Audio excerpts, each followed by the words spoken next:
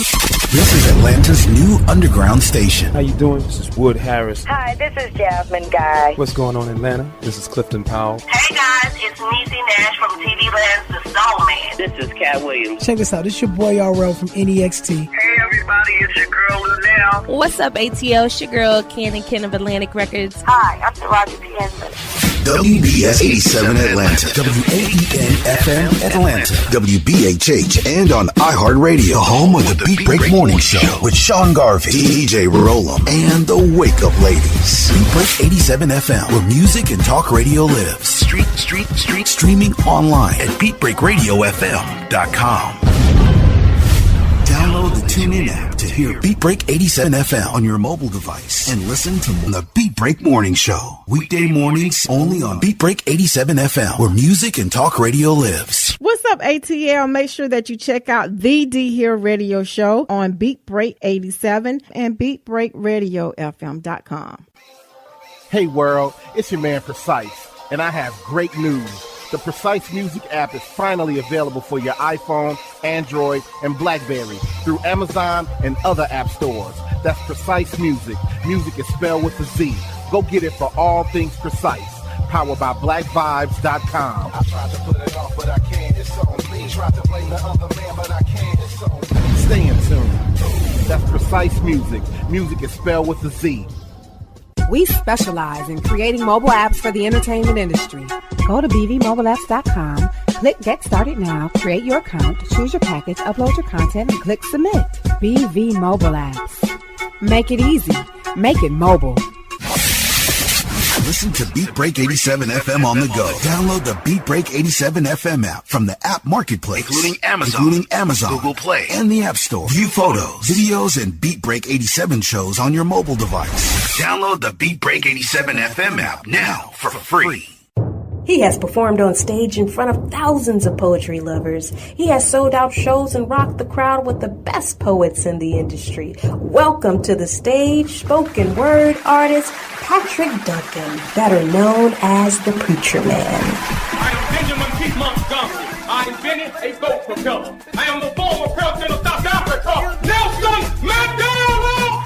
Critically acclaimed spoken word artist, poet, writer, and the creator of Black on Purpose poetry TV series Wordplay. Patrick the Preacher Man Duncan is coming to a venue near you. Why is the only time we can come together as a nation? It's when there are acts of insanity, chaos, or devastation. Stay tuned to Beat Break 87 FM for updates on Patrick Duncan's upcoming arrival to your city. Visit cdbaby.com/CD/Patrick S. Duncan to order his latest album, What's Going On. Available online, including CD Baby and iTunes. I want this high and have no affiliation to a political party. I want this high to be spiritual. For more info, go to BeatBreakRadioFM.com. Wake up weekday mornings to the Beat Break Morning Show and nod your head in bed to the 360 Mix Show. Weeknights on Atlanta's new underground station, Beat Break 87 FM, where music and talk radio lives. The views and opinions expressed on this program does not necessarily reflect those of Beat Break 87 FM, Reach One Communications, volunteers, staff, and management of Reach One Communication. This portion of Beat Break Radio is only suitable for mature audiences and not suitable for young audiences. Listener discretion is advised. Are you listening? Damn.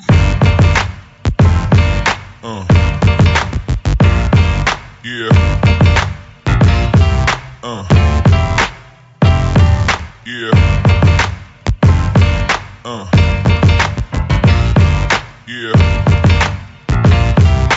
Hey, what's going on, everybody? This is Mario, and I would like to welcome you into another episode of the Random Select Podcast. It's the podcast that's all about thought-provoking talk, and today we have a very special episode. It's our very first ever episode on Beat Break Radio 87 FM, Atlanta's newest underground station. And before I go any further, I would like to give a special thanks to Mr. Sean Garvey for giving me and the Random Select Podcast this opportunity to be featured on this type of format. And I got a feeling it's going to be a good fit. So I'm ready to get to work and see where it goes. Let's just see how this thing progresses. And like I said, I just got a feeling it's going to be a really good fit. Before I go any further, I would also like to thank some of the people that was very instrumental in the podcast progressing the way that it has progressed. Coming up this June will be 3 years for the podcast, and I would be very remiss if I didn't acknowledge some of the people that helped the podcast get to this point.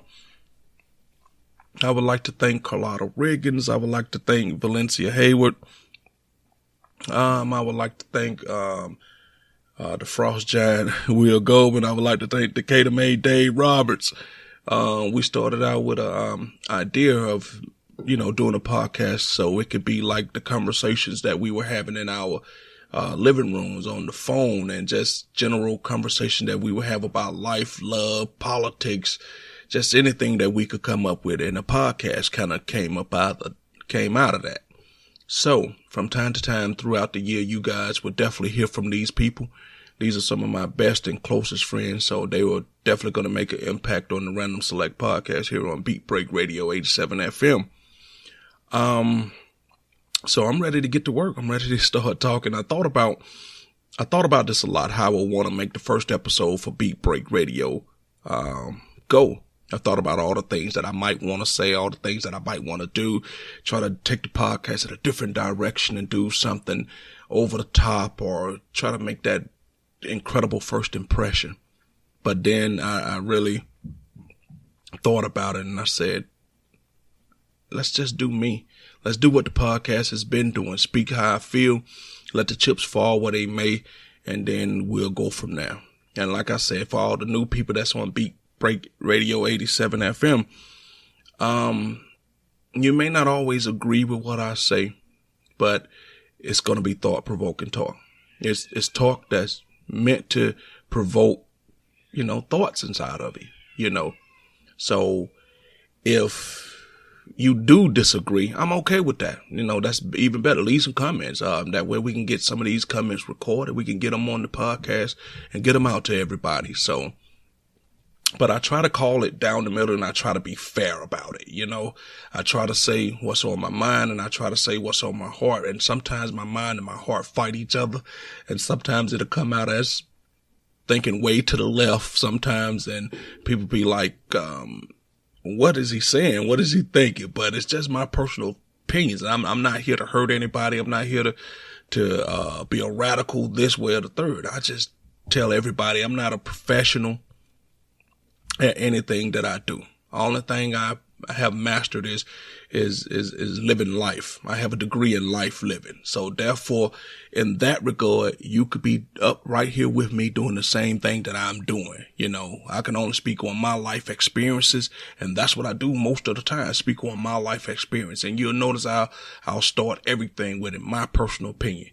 And to me, it seems like, or when I was coming up, or where I'm from, and that's the only thing I can really base everything that I say on, from my personal experience.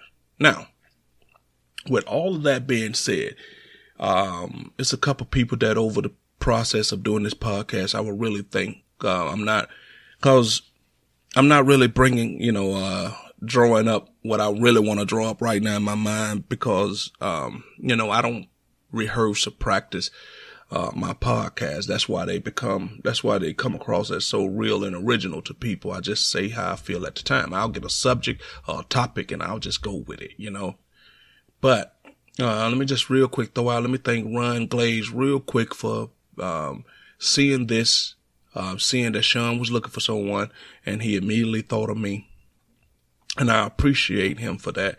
And, me and Sean went back and forth, and then the opportunity was right, the situation was right, and we made it happen. So let me not forget Ron, because he was instrumental in this process. Thank you, Ron, big homie. Ron is somebody I've known since elementary school, so I appreciate that. By the way, Ron has a group called Wrestling Roundup on Facebook that talks about wrestling a lot. He's a big wrestling fan, and at one point, so were we all. Let's not play like we weren't, people. Check him out on Facebook. It's wrestling, the it's spelt the way it sounds, wrestling, WRASSLING, and Roundup, is, WROUND, So check them out on Facebook, guys. All right. Let's start the new year off with, a bang. Let me talk about something that it's not a pressing issue. It's not even an issue that's in the big scheme of things that anyone should be stressing over, but it's something that, if you guys know me, that something I want to talk about, so I'm going to talk about it. It's 2018 now. The calendar has flipped over. Everybody's out here making New Year's resolutions and doing all these wonderful, beautiful things when they think that their life is about to change, when they think that they're about to lose weight, get the new job, get the new relationship, get everything. You feel like you're not going to take crap anymore. All the typical crap that we say for New Year's, when the calendar roll over. All right. That's all well. That's all cool. That's all fine. Have no issues. Have no problem with that whatsoever. That's on you. Handle your New Year's resolutions however you see fit. All right. But this is one I wish that kind of a lot of people, not everybody, but a lot of people would take up. Please, people, let's get updated profile pictures on your Facebook, your Instagram, your Twitters, your Snapchats, wherever you have a profile picture at. Let's get these pictures updated. Let's stop putting up the picture from, 15 years ago, 40, 50 pounds ago. And I know this is going to sound harsh, and I know this is going to sound cold, but a lot of times we have people making decisions based upon how your profile picture are. And then a lot of people out there, I guess because we're not happy with ourselves, we tend to want to put up the one where we felt in our hearts and our mind and our soul we were at our best. We were the finest. We were the most grown. We were this and we were that. And then, especially if you're dating, and then when you meet people, you wonder why people got this twisted up look on their face. You wonder why in your brain, you're going, wow, fix your face. You don't have to look like that. They're looking like that because of the misrepresentation you put out there with your profile picture. And I won't stay on this long. I'm just saying, people, one of your New Year's resolutions should be update your profile picture. And I got a few things I want to go over why I say, people should make as a New Year resolution. And like I said, it's not big. It's not nothing that you should be worried about. I mean, you can even downright put them in the category of it's petty. I'm okay with that. I can live with that because some of them may be petty. Even by my standards, some of this may be petty. So, as I said, I was trying to figure out what I was going to do to open up the show, but I'm just going to be me. And one of the New Year resolutions people should put on their list as like a subcategory to your real New Year's resolutions, update your profile picture, please, people. That way people can have an accurate representation of who you are. All right. Can we do that, people? Can we just make a vow to update our profile pictures on all your social media outlets? All right. Another, sub resolution, if you want to, that's what we could call them, a sub resolution. Another sub resolution that people, might want to, start doing is, if you as a person don't agree with something, and you don't like it, and you don't want to support it, and you don't want to have anything to do with it, let's stop going out of our way to make other people know that you do. If you got something on Facebook you don't like, roll past it. Move on. You don't have to write a long book, a long comment to say that you don't like it and hate the person that does put it up there, or want to try to convince other people to dislike it too. And then you spend days on end replying to everybody that disagrees with you about it. If you don't like something, simply move on and say you don't like it, and that's that. No need to keep going back and forth. And by the same token, if somebody don't like something, people, it's okay. This is America. We have the Second Amendment rights. Don't make them seem like they're, lepers or somebody that needs to be put in some type of faraway place in quarantine. If I don't like this and I just simply put up the frowning sign, or I'll say, no, I'm not into it, I don't like it. Don't make them feel bad. Same thing I say about Christians, and I know people are going to get mad at me when I say this, but I find that a lot of Christians say that they're open and they're honest and they have tolerance for other religions. And I feel that's a lot of them do, but it seems like the tolerance only comes when they want you to be tolerant and try to open up your minds and your ears to Christ. But they don't want to open up their minds and their ears to things that contradict what the Bible say, contradicts, history, contradicts what anybody else say. So the same way I respect your right to be into Christ, y'all got to respect the person's right to not be into religion and into Christ and into things like that. And I'm not saying that makes you a devil worshiper when you're not into a religion in Christ. Stop thinking that everybody that's not into Christ must worship the devil. Maybe things that happen in their lifetime that push them away from Christ, that make them don't believe, just like things happen in your lifetime that push you towards Christ and make you believe in Christ. Respect the fact and let people work their own way back to wherever they feel they need to be. So I'm just saying, sub-resolution, just little things. We got to start being more tolerable of people disagreeing with us. Not everybody's going to agree with you, and that's okay. But stop going out your way to prove to the world how bad you hate something. Just don't support it. Change the channel, as we like to say. You don't like what's on TV? Why go on every social media outlet and knock it? Just don't watch it, simply. All right, let's move on to the next one. And just in case you jumped into the middle of the show, I'm going over sub New Year's resolutions. We got all your main ones like, you want a better job, you want to go back to school, you want to lose weight, you want to find love and things like that. That's all the stuff that we normally do every year. I'm talking about the little sub things that we don't think about that probably we need to change in our lifetime. And I already covered one by saying, let's update profile pictures. Let's accurately, represent ourselves, And the second one is, if you hate something or if you not feeling something, don't linger on it. Say your little comment, move on. Don't spend 2-3 days all day arguing back and forth with someone over something you hate. If you hate it, you simply should say, that's your opinion, and move on from it. I don't understand why we spend so much time fighting and fussing with people over things that you really don't care about. We should start balling up that energy and putting it into things that we actually do care about, and see what type of difference that might make in your life. Is if you fight for something as hard as you fight for something that you don't even care about. Think about that now. If you put the same energy towards something that you hate as you would towards something that you care about, maybe you might make a few big changes or differences in your life. Who knows? You know what I mean? All right.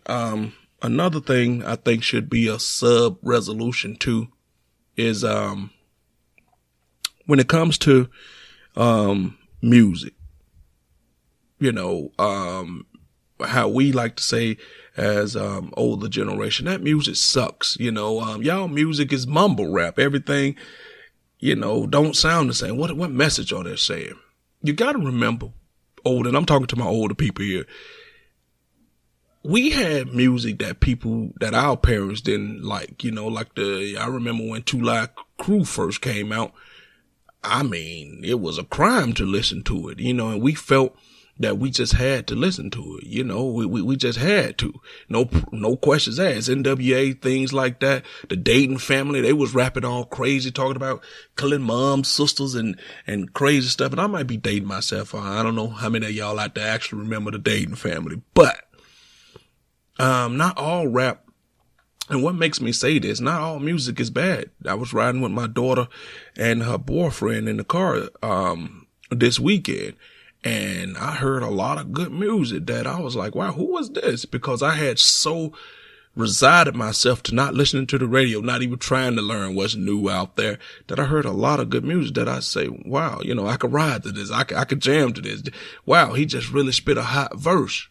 Now, let me just say, not all of it is good, because a lot of stuff they was listening to, I couldn't make out what they were saying. People were mumbling. People wasn't making sense. And everybody, I don't know whether they singing or they rapping. I mean, you know, some of it you really do have to filter through, but not all of it is bad. So my challenge to you, sub-resolution, is, as an older person, go search out something new. Go find some new music. You know, I know you love your Frankie Beverly and Maze. I know you love your Earth, Winds, and Fires. I get it. I know you love, you know, your Gap Band. I get it. Jeffrey Arborn, your Luther Vandross. There's nothing wrong with any of that. But search out some new people and see what you might find. See what might float your boat. Because what happens is when you open up your mind to new things and new possibilities, it just open up a whole different world to you. It open up your mind and help you learn things that you had no clue to. It make you privy to things that you just were totally unaware of. And I always say knowledge is power.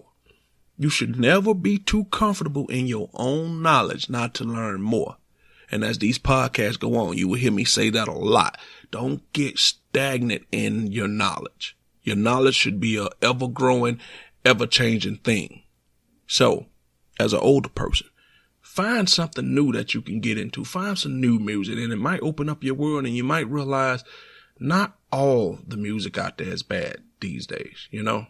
There are some people saying some really positive stuff, and even if they wasn't saying really positive stuff, it's just some music out there from a production standpoint these days are just flat out jamming.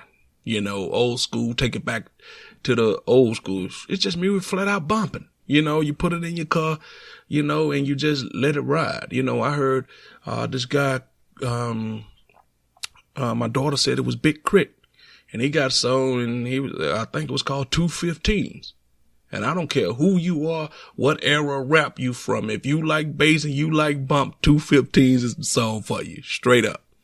So, Big Crit, if you ever listen to this, that's a plug on you. Come to the show, player. That's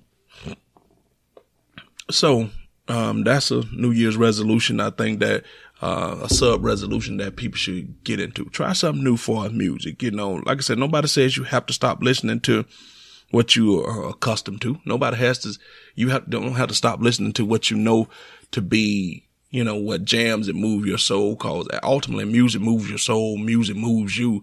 Music, you know, also is like a trigger for memories. When you hear a song, you can be like, oh man, I can remember what I was doing with this.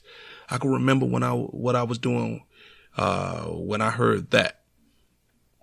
And that's ultimately what music is. It brings us a good feeling. And sometimes you can remember what happened, you know, music can bring bad memories and feelings when you broke up too. But sometimes when you break up with people, you can play one song over and over. And I know women do this. You can play one song over and over and over again to kind of either help you or either, you know, the song that kind of helps dictate or either help you explain what you're feeling right now. You know, as one woman told me, you know, they listened to, I forgot who it is. I think it's Jasmine Sullivan, you know, song. And when she was going through some things and she loved him, but she can't understand why she hated him. She wish he would just leave. You know the song where she say, you know, but she still want to have his babies, you know. And sometimes that's how you feel, cause love is that X factor. And I don't even want to get into that. I got plenty more shows to do, plenty podcasts to do, and we definitely gonna get into love and X factors and things like that. All right. The end of this segment is getting ready to come up. So I just want to say that, yeah, when it comes to certain resolutions, try to get some sub resolutions, because we always think that resolutions have to be the big things. They don't have to be big things. And my last one before the segment ends, I want to say a sub resolution should be start moving in different circles. You know, like a lot of men and women say they can't find people when they go out and stuff like that. You know, maybe start going to different clubs or start going to I don't know, museums. Start moving in different circles to meet different people, because if you running in the same circles as the person that you meet, and those same circles never change, you're always going to meet the same type of person. So I say to you, start moving in different circles. You know, go to different festivals, go to parks, go to different things that make you come out your comfort zone. You know, like I just said about the music. Maybe if you get into different type of music, you might even meet a different type of person if you go to a concert, you know, that supports that artist that you're just recently into. Maybe you might want to, I don't know, take your painting class, cooking class, or something that gets you out your regular norm that'll put you in a different circle that other people are moving in. So we can't keep complaining about things are still the same, but you're not doing anything that changes the outcome of what's going on. So we got to get to the point where we got to say to ourselves, let me try something different. Just put that in a subcategory. To all the major things you're trying to do, when it comes to your New Year's resolution, like I said, a sub-resolution, move in different circles.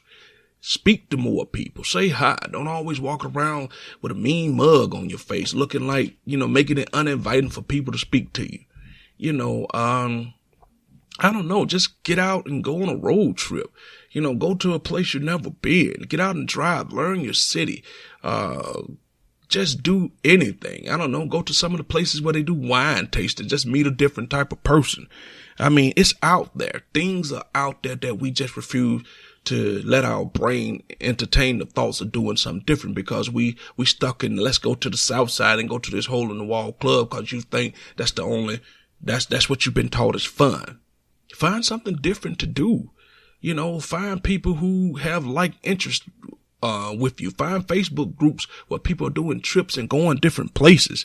You know, you got to get to the point where you're just doing something different. That's that way, so you can kind of ensure that you potentially can get a different result, you know, because results are, you know, stimulus based, you know, depends on what you put into the equation. It depends on what comes out of the equation. So make that a sub resolution too, to say to yourself that this year, I'm going to move in different circles. I'm going to do something that I normally wouldn't do. So you could potentially, you know, just make it where something different comes from what you're trying to do, you know? So I just want to put that out there that, you know, some subcategories to have your, resolutions in. One, you know, if you hate something, like, look, just don't support it. If you hate it, move on. Don't like it. Don't go out your way to support stuff that you hate. You know, and, two, you know, try some different music, you know, in your life. You know, all music don't suck, you know, and move in different, and another one is to move in different circles and things of that nature to try to meet new people and expose yourself to new experiences and maybe turn on things inside of you that you never knew existed, you know? And I just think that it'll benefit you as a long run to do some of the sub things, because we always do the big things when it comes to New Year's resolution, but we never think about the small things that could potentially change your life in just in a real impactful way. Running in different circles and doing different things could profoundly change your life. I mean, profoundly. All right. We're going to get ready to wrap this segment up. And, then after the break, we're going to get into some more stuff. We're going to talk about, a lot of things after the break, to be honest with you. I had a complete rundown to do. I just totally ran past that and didn't get into it at all. But we're going to talk about a whole lot of stuff. Also, in the third segment, we're going to talk about, do black men get a pass? I want to know that sometimes, do we let black men get off the hook with doing certain things that they shouldn't be doing? All right. You're listening to the Random Select podcast right here on Beat Break Radio 87 FM, Atlanta's newest station for underground content. Atlanta's new underground station, Beat Break 87 FM, where music and talk radio lives. Hi, this is Clifford English, your host and producer of The Gospel Train. Join me every Sunday right here on Beat Break 87 FM radio. You will be encouraged, you will be equipped, You will be educated. You will be entertained, all while hearing the best in gospel music. Don't miss your connection with the gospel train right here on Beat Break 87 FM radio. BeatBreakRadioFM.com. We specialize in creating mobile apps for the entertainment industry. Go to bvmobileapps.com, click Get Started Now, create your account, choose your package, upload your content, and click Submit. BV Mobile Apps. Make it easy. Make it mobile. Hey world, it's your man Precise, and I have great news. The Precise Music app is finally available for your iPhone, Android, and BlackBerry through Amazon and other app stores. That's Precise Music. Music is spelled with a Z. Go get it for all things Precise. Powered by BlackVibes.com.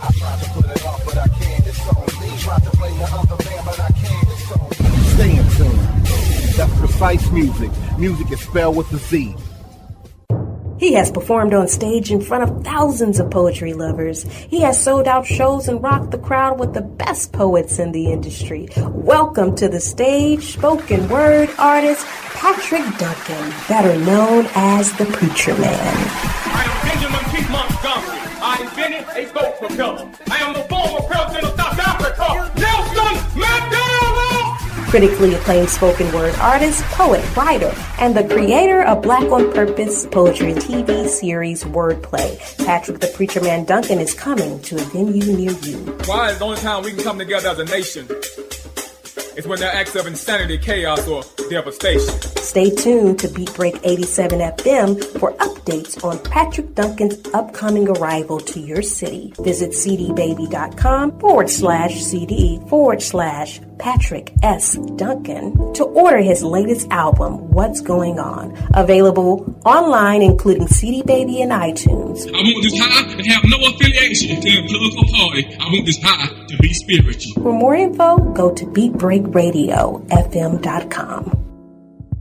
Right now, Beat Break Radio is taking it to the streets to find out what's happening in your city. I Am Beautiful proudly presents its 13th annual Pink Pajama Jam. This mother-daughter mentor retreat is designed to transform young girls ages 8 to 18 years old into becoming productive people. The retreat will also help mothers, guardians, and daughters build better relationships with each other through a series of fun activities and discussions, such as the dangers of bullying, the power of social media, and setting future goals. Membership is not required to participate, and spaces are limited. The 13th annual Pink Pajama Jam will begin on Saturday, January 13th through Sunday, January 14th, 2018. Participants are encouraged to check in at 1 p.m. The location for the Pink Pajama Jam will take place at Lake Lanier Island Legacy Lounge. The address is 7000 Lanier Islands Parkway, Buford, Georgia, 30518. For more registration details, call 404-545-9051 or visit the website iambeautiful.org. We're always taking it to the streets on Atlanta's new underground station, Beat Break 87 FM, where music and talk radio lives. Previously on the Beat Break Show. We got the homie AJ in the building. AJ, I can see you being in the White House. I mean, I would love to. Yeah, I didn't want to say myself, but yeah, I would love to go to the White House and sit down. Let me set the stage out. I'm gonna pretend I'm President Obama and you AJ. All right? Okay. You ready? Yeah. Wait for it. Okay. So AJ. Yeah. So what does AJ stand for? Apple Jacks? Yeah. No, it doesn't. It's AXJ, AJ. It's what all my friends and family call me. Go by AJ. So and the X is in there. It's just for leaving my own mark while I'm here. Oh, okay. So yeah. Would you listen to my project, The Lightbulb Moment? Would you take it a listen? I got my copy right here. You got your copy? Yeah, me and Michelle were gonna bump to it. Please do, and I want you to hit me up and tell me what you like too about that. Definitely. The best part of waking up isn't Folgers. It's the Beat Break Morning Show. Start your morning off right with Sean Garvey and the crew on BeatBreakRadioFM.com. When it comes to hip hop, Don't stop.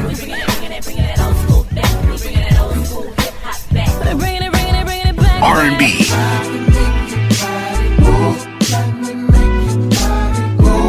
and talk radio, no one does it better than Beat Break 87 FM.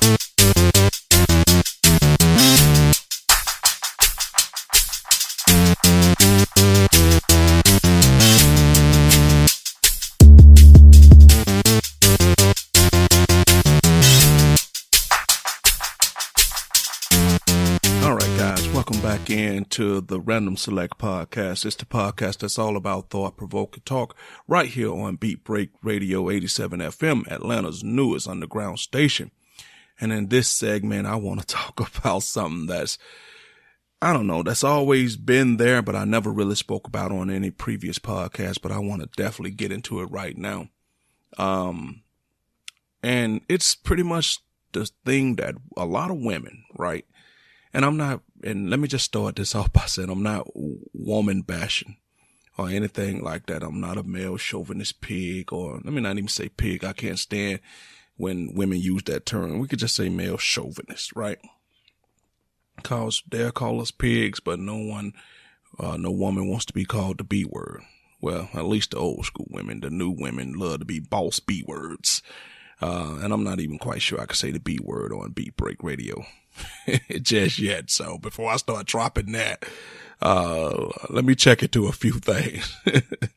And if one slip, guys, I apologize. Sean, I definitely apologize if one slip, but I'm definitely not trying to go that particular route, and be mean about it. But let me just say this. You have a lot of women out there, and not all women. Once again, anytime I say something, I'm not talking about all women, so don't get all rattled and get your panties in a bunch, ladies, when I say certain things. I don't mean all women, because just like I know there are very bad men out there, I know there are very good men. And just like I know, you got good women, not all women are good. And a lot of y'all women operate under the premise that all women are good women. And we know as men dealing on the other side of this, it's not true. Just like we always arguing with you guys saying that not all men are dogs, but you guys deal with way more men in intimate ways and emotional and relationship ways than we ever do. We just know what we know from a surface standpoint. So if all y'all running into are not right men, I mean, that's just the point you're going to look at it from. But y'all walk around and operate under the assumption that all women are good. And because y'all just can't, fathom that a woman would be the way that a man is, no good. We don't all walk around thinking that all men are good men, and we know there's plenty of men dogs. Hello, sometimes we teach and encourage and show men how to be better dogs. So I just want y'all to wrap y'all mind around that all women ain't good. And when I talk this particular segment, I'm telling y'all this particular subject, I'm talking about the not so good women, right? So every time I talk to some of my female friends and things go wrong and they say the guy start to talk about them a certain way, the guy posted certain things on social media and things like that about them, right? It always come across in the first as a horrible thing. They're so heartbroken, they're so crushed. They say that they want a man to approach them a certain way with dignity, respect, treat me like a lady, approach me like a lady, talk to me like a lady, right? This is what you get from a lot of women. And that's the way they see things, is there's no ifs, ands, and buts about it. And from the way a lot of them talk, if you listen to them at first glance and you take their words to heart and you believe what they're saying at face value, you would think, my God, every woman is amazing. Every woman is spectacular. If every woman was the way that they talk, my God, we would have a great society, or we should feel so much embarrassment, so much ashamedness of the way we are, because if you listen to a woman talk, my God, you would swear that each and every woman is just, heaven sent. But alas, we know that's not the truth. Not every woman is heaven sent, and not every woman is that motherly, nurturer, spiritual, giver type woman. We know that to be true. So now back to what I was saying. Now, when a woman, I've had a lot of women say that when they go bad, and they start talking about him, the first thing they say is, well, he wasn't saying that when he was all running all up in it. And these are smart women with college degrees. Some have double masters, triple wazoo doctorates. By the time some of these women leave school, they should be the dean. They could be teaching some of these classes how many degrees they got. And I'm not knocking the degrees. I'm just trying to let you know the intellectual prowess of the woman who are making a statement. the intellectual, just awareness and acuity of the women that are making these statements. When something goes wrong and the man start to talk bad, or the man is dragging their name through the mud, they go revert to the lowest common denominator is he wasn't saying that when he was all up in it. And that drives me crazy when I hear women say that. Excuse me. And the reason it drives me crazy is because as a woman, an intellectual being that is supposed to be our intellectual superior, a woman to a man, and you got all these degrees and you're making this statement like you some low common brow person who don't have a 3rd grade education. And I'm not talking bad about anybody. I'm just saying that when you say things like you didn't say that when you was running up in it, lets me know that either that's a self-defense mechanism that you putting out there, or you are really hurt, or you just don't know no better, because you got to know at this particular point in your life, once you become of a certain age, it don't matter what your background is. It don't matter what your physicality is, what you look like. You could drag your foot in there. You could walk with a limp. You could be rolled up in a wheelchair. You could be, and we've even seen in certain cases when women are comatose, they turn up pregnant. Men will run up in it and hit it no matter what. So your argument should not be, well, you ain't say that when you was running up in it. Really? Duh. We will run up in it as men under any circumstances. You could be a midget. And y'all gonna say this is politically incorrect, but I'm just trying to get my point across. You could be a quadriplegic midget, and some men will run up in it. So I'm saying for y'all smart, educated women, you got to stop using that as the go-to statement that you guys make. Oh, you want to cheat on her? You wasn't cheating on her. You want to cheat on me? You didn't feel that way when you were running up in it. Oh, you want to call her and don't come by here? You weren't acting like that when you were running up in it. Sometimes when they say that, I just give them this blank look, and immediately what they say to me is, why you looking at me like that? And I be honestly dying on the inside to say, why are you saying that to me? Why would you insult my intelligence by saying that to me? Come on, women. At this particular time, I read so many books and seen so many people talk about how y'all are spiritually, mentally, and emotionally into relationships and into things of matters of the heart. And the way we look at it is from a possessive physical standpoint, right? Now, by so many women admission, all he want to do is hit it. We get so many women saying that, so many professionals, so many people with all type of psychology degrees, sociology degrees. And the first thing everybody say is men want to hit it. Now, if by that token, by that measure, by that thing, you know what the men want to do, right? And then when it goes wrong, the first thing y'all go to move, I don't know, like Allen Iverson crossover is, you ain't say that when you was running up in it. And at that particular point as men, what do we say to that? Yeah, you're right. I didn't say that as I was running up in it. Matter of fact, I won't even say it now. Can I run up in it again? Because that's y'all go-to move. And like I say, maybe sometimes, maybe I'm looking at this wrong, right? Maybe it's a defense mechanism that women use when they're hurt and they're scorned and they feel that their sexuality, their physicality is the one thing that made them worthwhile in the relationship, right? Maybe that's a way to look at it. Maybe they felt that that's the one thing that they brought to the table. Because obviously if he leaving you, he doing you bad, he cheating on you, or he's talking out of term about you, nothing else you felt was discernible about you, right? So you feel that since he's saying all that, the one thing you got to go to is, if you felt like that about me, if I'm so despicable as a woman, if I'm so putrid, foul, and hatred and ratchet, how come you slept with me then? And these are women with double bachelors, masters, doctorates, and this is what they would say. Let me try to answer that. If a woman said that, if I'm so ratchet, putrid, and messed up and not right, why you sleep with me then?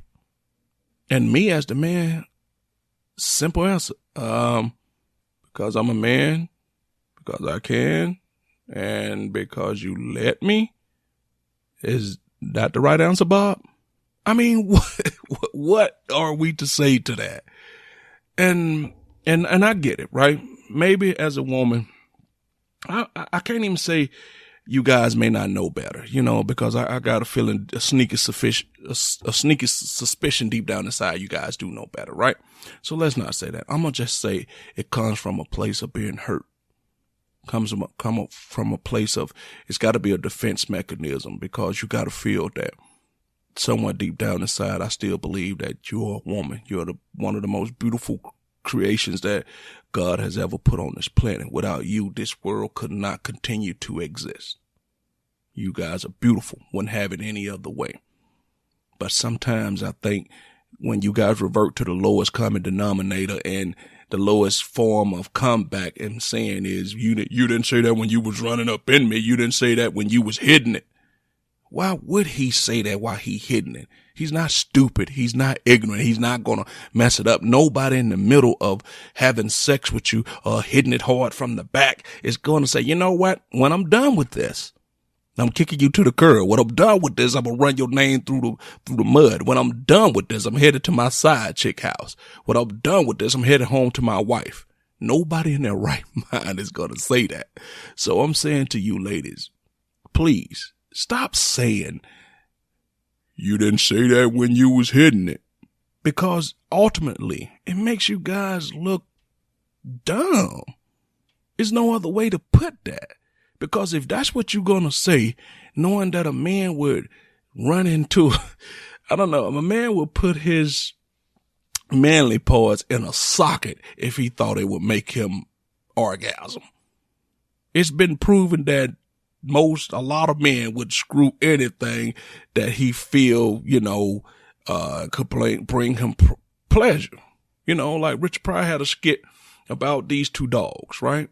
And he said that his two dogs, he bought a show pony, and he already had two dogs. And when he brought the show pony in, the two dogs were looking at each other, and one said to the other one, "What that is?"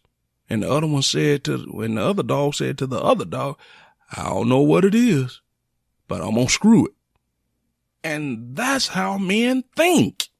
I don't know what it is, but I'm gonna screw it. So y'all gotta stop equating y'all sex with meaning something to a man. Because ultimately, being honest, and like I said, I'm not woman bashing or anything like this. I'm telling you guys, ultimately being physical with you guys to us, it's just an act that we trying to get to the pleasure part. For 95% of us, it don't mean as much as y'all think it is. No matter how much of a woman you consider yourself to be, a bad chick, a boss chick, all about that paper. You making money moves and all that stuff right there. Yeah, that's all cool. That's stuff you care about. But us men, we don't really care about that. Because no matter how bad you are, no matter how fine you are, how pretty you are, how cute, no matter what, you show me that person, and chances are I could show you a man who at some point in her life, at some point in her past, tired of her. Just like I could show you a guy who you women consider to be tall, he's handsome, he got a strong muscle line, he could be this, and he's a baller, and he this, and I'll show you probably some woman that's tired of him, that he's probably taken to all type of things, but because on the surface wise he seems to be a certain way, we just assume that. You got to get to know people before you just assume whatever about them. And that's a whole nother podcast a whole nother subject for a whole nother podcast. But getting back to what I was saying, that you women are beautiful, and you gotta know that saying you didn't say that when you was hitting it is like one of the most dumb things you could say, because ultimately to us it don't matter. And I understand that maybe you're saying that because, like I said, you can't come to grips with the fact that you put your everything into this man or into this relationship, or, you know, you felt like you guys were vibing and thought maybe it was going somewhere, thought maybe this is the one, thought maybe just that little sliver of light was coming through, that this was going to turn into a relationship or something like that, right? So when he goes do something that goes against what you originally thought or what you originally felt, now the defense mechanism kicked in. And it boils down to, oh, you ain't say that while you was hitting this. And once again, I always say, no, I didn't say that while I was hitting this, because potentially I might want to hit again, or I don't want to mess this particular time up. But ultimately, yeah, you are what I say you are, and that's that. I move on. There's nothing for me to see here, because us men, we don't care about the collateral damage that we do. We just run over everybody, and we don't even bother to look in the rearview mirror to see what we did back there. All we know is we riding out to the muties and we balling hard. You know, we ride them hard and hang them up wet. You know, that's what us men do. Not all men, but I'm just saying the general characteristic traits of a man. That's what we do. And I would like to say for y'all women that the hope I would give you is that as you guys get older, as we get older, it gets better. But no, I know people my age and older than me still playing the game, still doing the BS and all that. So you just got to hope that you can find that one shot in the dark for you. You can find that person that's right for you, because at this particular point, it's no rules to the game anymore. You understand what I'm saying? There's no rules. When we were coming up in the 90s, there was at least some sort of uniformity that everybody believed that certain things shouldn't be done or certain things should be done. But now it's a free-for-all. Get it how you live. You know, it's the whole, once the whole, it ain't tricking if you got it started. It's all been downhill from there, player. And that's just the God honest truth about that, So we gotta, I don't know, we just gotta get to the point where you just gotta look at people and try to make judgment for yourself to say, hey, look, are we good? Can we deal with each other? Because the problem is we do too much assuming when it comes to relationships. When we get into relationship with people because it's feeling good and you don't want to be the one to talk and say nothing because you think that person might go, oh, here they go with this. Or you don't want to be the person to ruin this little natural high that you on. But you'd rather ruin that natural high that you on right here, right now, than let it fizzle out somewhere down the line once you done invested your time, effort, money, heart, soul, and everything into a relationship, and then it fizzles out. Then it's going to hurt much worse than right now at the beginning when you could just ask a few simple questions. Just say a few simple things to a person, just ask, what are your long-term plans? Is this just a booty call and that's it? And if you all right with just a booty call and that's it, women, stop lying to yourselves and stop acting like that ain't what you want. Cause every man is not meant to be your husband. Not every man is meant to be your boyfriend. Sometimes a booty call just simply meant to be a booty call. It was the right time, right moment, right place, right situation, and it felt right at the moment. Okay, deal with that.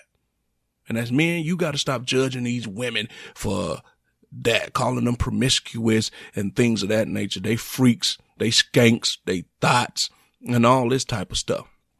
Because ultimately, if she didn't do that thing, we'd say she'd stuck up. We'd say we didn't want her. We'd say, oh, we thought we was vibing. Oh man, we got to this particular point and she was acting all funny. She was tripping. But then if she do it, do go that extra mile, do want to sleep with you, then at the end of the day, she's a tot, skank, slut, things of that nature. So stop judging people for doing what you do. We've been doing this for years now that the women have evolved and caught up with us. Now it's a problem. So stop judging those women for that. But by the same token, women, getting back to the subject, I'm just saying, stop using that argument that, oh, you ain't say that when you was hitting it from the back, because that's a totally invalid argument that if you was putting it in like a computer, the computer will tell you does not compute. Because ultimately it doesn't make sense. ultimately, it doesn't make sense to us. I mean, that's that statement where, I don't know, you just look at somebody and it's almost like, is that a trick statement, trick question, trick comment? I don't know. I mean, what am I supposed to say to that as a person? Because I don't know. I just think you guys are better than that. And it's not like it's coming from no hood ghetto chick or anything like this. I've seen some prominent women. I've seen some women that's highly educated, well-rounded, intellectual beings make this statement. Because I think at some point they're hurt and they just can't, put into words or rationalize how they truly feel about what's going on. So I just think that women are so much better than that. And for us, I just wish we get to a point where we understand each other. I mean, we all know what needs to be done. We know that they're mental. We know that we're physical. We understand that we don't view things the same. Testosterone, all type of things are going on that makes us, inherently different. We understand why we're different. But for whatever reason, we still can't get it together. All the data, all the information that's out there, but we still find it hard to hook up with one another. We still playing games with one another. We still can't just be honest, put your cards on the table and let the chips fall where they may. We can't do that because lying gets you to the point where you want to be. And everybody trying to get where they want to be in some form or fashion in one way or another. But cause when you be honest, the honest leave you on a lot of weekends with no dates. The truth leaves you with no one to have sex with. The truth leaves you where opportunities to do whatever don't come along, because a lot of people claim they want the truth. But claiming you want the truth and handling the truth is two different things. There's only so few people on this planet that can handle the truth. But there's millions of people that claim that they can.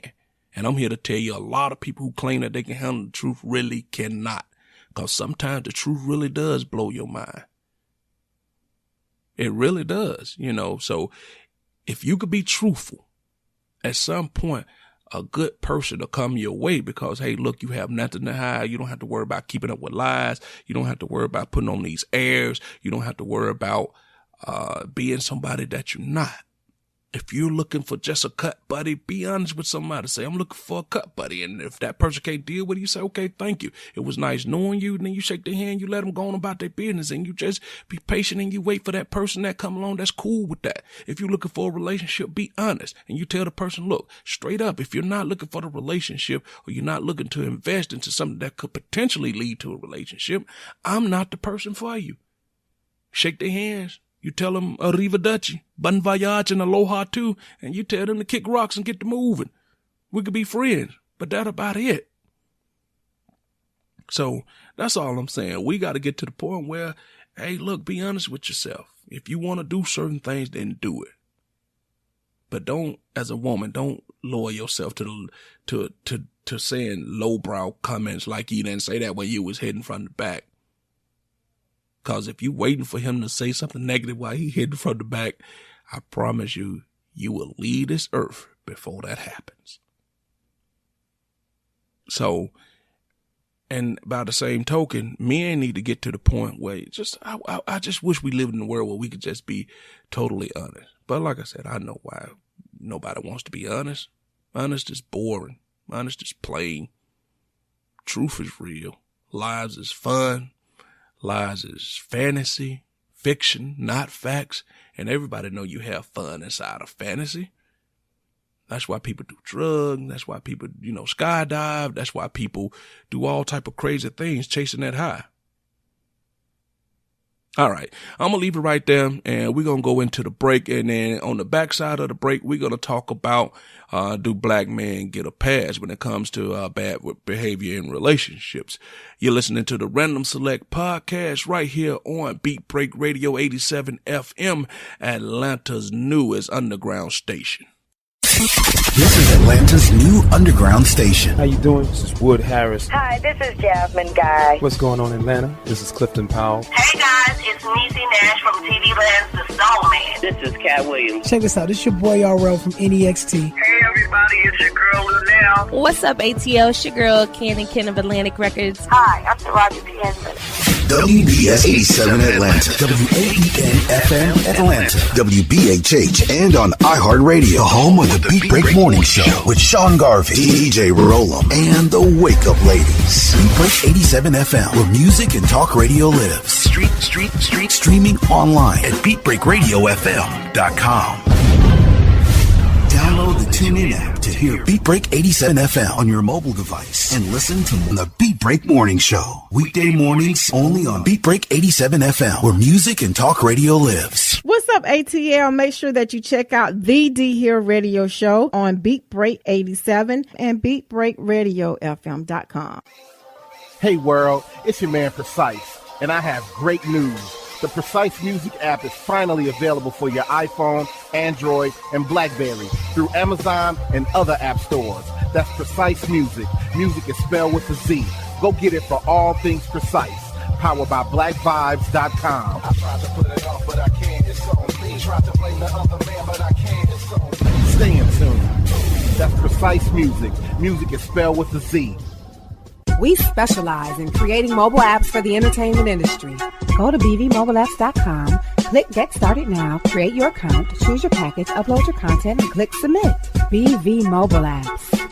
Make it easy. Make it mobile. Listen to Beat Break 87 FM on the go. Download the Beat Break 87 FM app from the app marketplace, including Amazon, Google Play, and the App Store. View photos, videos, and Beat Break 87 shows on your mobile device. Download the Beat Break 87 FM app now for free. He has performed on stage in front of thousands of poetry lovers. He has sold out shows and rocked the crowd with the best poets in the industry. Welcome to the stage, spoken word artist, Patrick Duncan, better known as the Preacher Man. I am Benjamin P. Montgomery. I invented a boat propeller. I am the former president of South Africa, Nelson Mandela.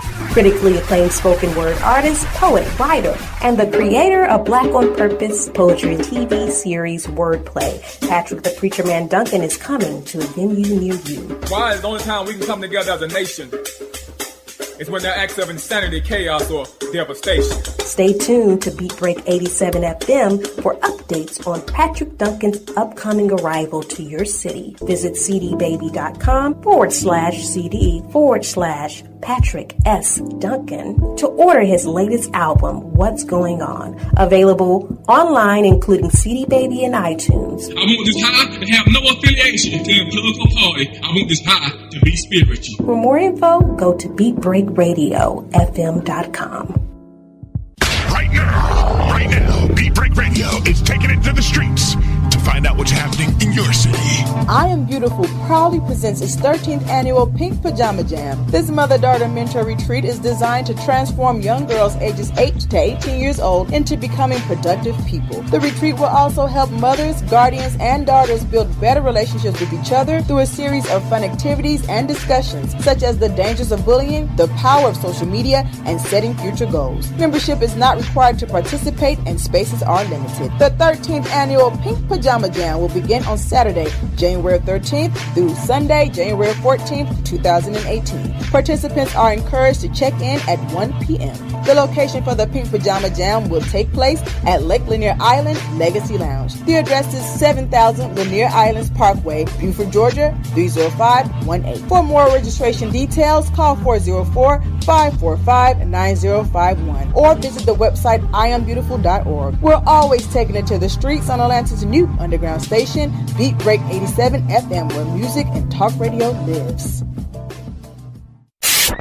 Wake up weekday mornings to the Beat Break Morning Show and nod your head in bed to the 360 Mix Show. Weeknights on Atlanta's new underground station, Beat Break 87 FM, where music and talk radio lives. Hey, no, no, no, no. Hey, no, no. Welcome Welcome back into the Random Select Podcast. It's the podcast that's all about thought-provoking talk here on Beat Break Radio 87 FM, Atlanta's newest underground station. And today we're going to be talking about when it comes to loving our black women, do black men get a pass?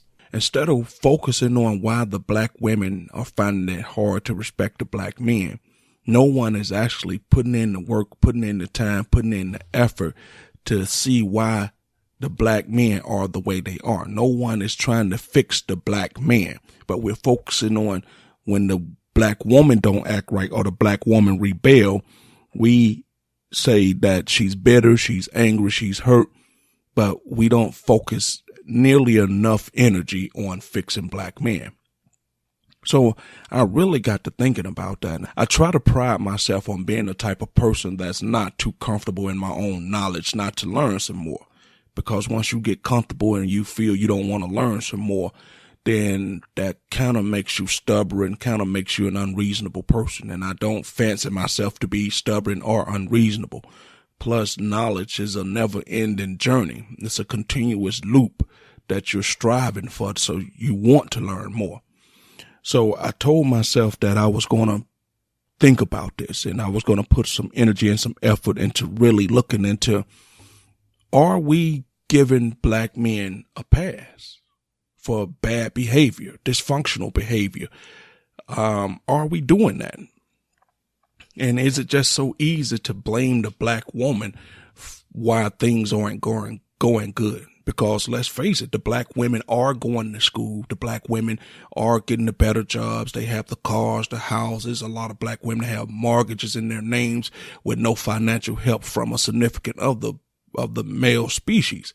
And I'm not saying that all men are this particular way, but it just seems that the numbers are on the rise. And it seems like a lot of our black queens and our black women are doing so much more by themselves. Now, is some of that a direct result of some of them want to be by themselves? Yes. Is that a direct result of some of them are bitter, angry, and scorned? And the answer to that is yes. But a lot of that is because they just can't, for whatever reason, find a suitable mate that they want to spend their life with. And all the times that they have tried to find suitable mates that they want to spend their life with, it seems like it always ends in some type of disappointment, heartbreak, or some type of infidelity or some type of tragedy along those lines. Now, I say this all the time. I've seen a lot of women, and even me, I'm quick to say, oh, she must be bitter. And I started thinking about a lot of this. And I say, how can we say that a woman is bitter when they come to us and they're acting a certain way? But bitter is when somebody hurt you or did you wrong or left you scorned, and then came back and fixed the problem and you still felt a certain way about it. That's bitter. We got to stop calling women bitter when somebody has hurt, broken their heart, or scorned them and never came back to fix the problem. That's not bitter. That's just a person who's hurt and scorned and who's had their heart broken. Now, let me just say that again. I personally think bitter is when somebody's been hurt, scorned, or had their heart broken. Then the person came back and fixed it and tried to do right by them, but they still feel a certain way because they can't let it go. Now, that could be bitter, right? But if a person hurt you, broke your heart, and left you scorned, and didn't attempt to fix that damage that they done, you're not bitter. You're just a person who's still in the midst of their hurt, their anguish, and their heartbreak. So even I have to make that conscious efforts to stop saying that women are bitter and they're scorned and they're hurt when they never had a chance for the person who hurt them to come back and make this right. And I hope you guys are out there following me. But do we give black men a pass for some of the bad behavior and the dysfunctional behavior that they exhibit toward our black women sometimes? We just literally just assume that she must be that way because he said so. And a lot of times, let's be honest, when a woman is hurt and scorned and acting out and we say she crazy and she doing dumb stuff, we never ask anybody, why is this woman like that? Sometimes, now you got some women that's going to go off the rails just because that's just the way they built, that's just the way they are. But 90% of the time when a woman is acting crazy or doing something that we consider to be a crazy act or a bitter act or a scorn act or a hurt act, it's because she's coming from a place of where somebody pushed her and prodded her to get to that particular point. No, usually, just like us men, usually we don't do things just because. Usually we have some type of stimulus or stimuli to get us to a point where we react, and everything is cause and effect. Her effect is keying your car. Her effect is blowing up your phone, calling you 23rd times, showing up to your job. The cause of that effect is because you was cheating on her. You was being a douche. You was treating her wrong, trying to sleep with her friends, not handling your responsibility as a man to take care of your child or paying your portion of the bills. That's the cause. But we always act off the effect, saying that she crazy and she didn't have to do that. She got a little crazy in her blood. She must be just like her mama. I bet you her mama crazy too. And then I'm pretty sure her mama can show you a guy that done did the same thing that you did to her. Because let's be honest, when we look in the mirror, we see everything in that mirror. You see the blemishes on your face. You'll see where your eyebrows maybe need trimming, or you'll see that you need a haircut. You'll see the gap between your teeth. You'll maybe even see that you need some lip gloss on your lips because your lips are cracked or peeling. That's all the physical stuff. But the one thing that we as human, and it's built into our DNA, when we look into the mirror, we rarely ever see our faults. And that's a true thing, you know, because I'm definitely a person that does that too. I could come on these podcasts and I can say whatever. I could give you breakdown human behavior and give you an analysis and tell you my personal opinion. I'm not a psychologist or anything like that. The only thing I tell people is I got a degree in living. I got a degree in life. I've seen enough things and been through enough things, and Lord knows taking people through enough things to know a few things. And that's my only qualification. And with that being said, there's plenty of you guys out there qualified to do what I'm doing right now because you've lived life. But I have taken the life that I've lived and the experiences that I've been through, and I bottled them all up, took time to look at them, analyze them, and I can put them into words, and I can look at a situation or look at my past situations and knew where I went wrong, and I'm able to internalize it and spit it back out to you guys so it could kind of make sense to maybe someone that's going through that right now. So I'm no different than anybody else out there. I've got things that I've done. I've got stuff that I put people through, and there are things that people have put me through. But the basis of it is I'm asking, have we been given as black men a pass for our bad behavior? Because we all know somebody out there that you're good friends with that are potentially not doing right by their kids as a black man. And if you don't, good for you. I mean, if you don't, that is great. I mean, you're running some awesome, hell of a circles. And more of us should run in those circles. But we all know somebody, whether it be a friend, brother, cousin, uncle, co-worker, we know that somebody's not quite doing right by their kids. And you got a lot of damn good black men out there doing what they're supposed to do as far as their kids go. But I always say we need more. Because a lot of these kids are going so wayward.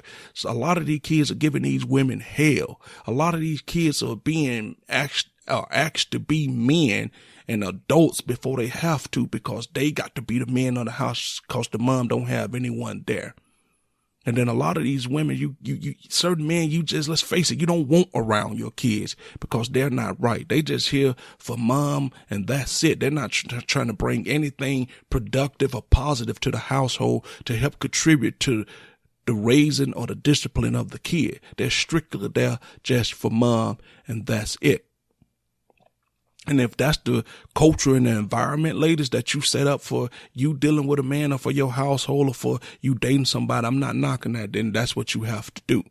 But sometimes as women who are out there dating and you're getting to know somebody, especially once you've been dating for a while, you should and ultimately must require more from the man that you're dating if he's coming into your life if you already have kids. No, you're not asking him to be the father of your kids. And eventually, somewhere down the line, once you guys get really close, you're going to be married to him. I don't understand that theory way. I'm not asking you to be their dad. Why not? If their original dad, especially, is not there, not doing what he's supposed to do, why not? He's going to be in your life. He's not just going to be a person standing on the sideline as these kids run amok and do what they supposed to. Yeah, they have a father. But with me coming in the picture, let's look at it like this. We're going to time it times 2. They have 2 now because there's no situation I'll ever go into with a woman who has a kid already, has children, and I'm coming in just to be an innocent bystander as she's running in circles trying to help discipline these kids, take these kids here and take these kids there, but I can't say anything or I can't have no input. If that's the case, what am I there for? I'm not saying that I'm trying to be the leader or the head of the household. I'm saying we need to be leaders together and run the household in conjunction together. I'm not just there for you to be a fly on the wall. That's the way it started out. But as time go on, I'm going to assimilate myself properly into this family, into our life together. But ultimately, are we getting a break as black men? I'm asking. Do we get too many pats on the back for all the wrong things? You know, I'm just asking. And then when the woman decides to go rogue or go off the books or something like that, we say she ain't right. So many of us are living inadequate lives because we are victims to the child support system. And the reason you're a victim to the child support system is because you didn't do what you were supposed to do right from the jump. Now, yes, you're going to have your women that's going to put you on child support no matter how hard you work or what you do. I understand there are X factors to every situation, extenuating circumstances to every situation. But a lot of times us men, me included, got yourself put into the system because you just didn't want to work with her, just didn't want to do what you had to do from the get-go. And see, by not doing what you have to do from the get-go, you see the type of effect that it's having on your life right now. It's got it where you can't even afford to live on your own comfortably because you got so much money coming out your check that you have to either be living with a family member, living with your parents, or having a roommate or something like that. And then a lot of us are either too lazy to go get a second job to help balance that, but you'd rather live your life below where you should be living. And some of you guys are even living in squalor, and some of you guys refuse to even work. You'll just rather hide from the law and live like a bum, you know, a pauper or something until, you know, win forever. When you could just easily say, okay, this is one particular situation I messed up. Let me just man up and handle it. But a lot of the times we don't do that because, once again, we feel that this is the way she's going to do me. I'll teach her. So let me get this straight. You're teaching her by living a below adequate life. Boy, you're really showing her. You know, I don't understand what our logic for that be sometime. So we got to get to the point where you go sit down to her with a woman and just say, hey, look, I know we can't be together, and I'm sorry that I hurt you. And maybe I'm sorry that I cheated on you. I did whatever. But can we co-parent with some type of consistency or some type of peace? That way we don't have to have these other people be involved. And I'm the type of man where I'm telling you, I don't want anyone making me take care of my kid. So I just think that sometimes we get a by, and then we love to say, oh man, they got me on this child support. Sometimes we put ourselves on the child support and you don't even realize you did it. How many women have I talked to through email and through Facebook messages, through Twitter, always tell me that they got a guy. He's a great guy. You know, I like him. He's cool, but we can't do anything financially because he's on child support. He can barely afford to take me anywhere because he's on child support. He can't do this because he's on child support. He's a great guy, but he's on child support. I mean, it's rare that you meet someone that's not on child support anymore. That's how bad the numbers are getting. So the question is, are we getting the buy?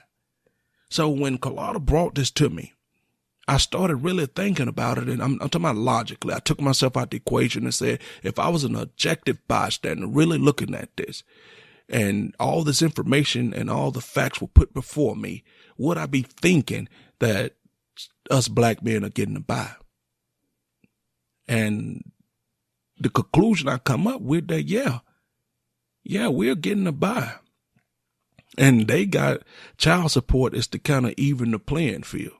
But even, like I said, even some of y'all would rather run from that than look yourself in the mirror and see that fault that I said earlier that you cannot see as humans. We can see every blemish physically, but we cannot internally see our faults.